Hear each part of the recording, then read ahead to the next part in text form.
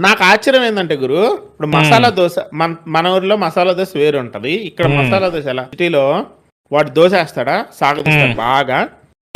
దాని మీద అన్ని రకాల ఏయో వేస్తా ఉంటాడు, చట్నీలు, పచ్చళ్ళు.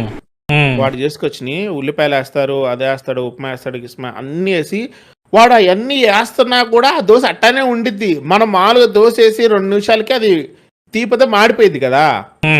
వీడు అవన్నీ వేసి కలుపుతాడు, కూర చేసినట్టు చేస్తాడు గోరు.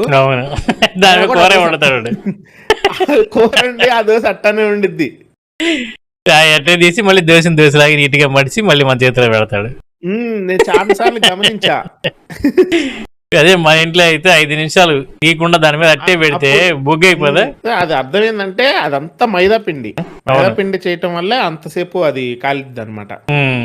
అది తినటం వల్ల చాలా డ్యామేజ్ అయిపోయింది బాడీకి. మైదా అరగాలంటే 1 వీక్ పట్టుద్ది పూర్తిగా.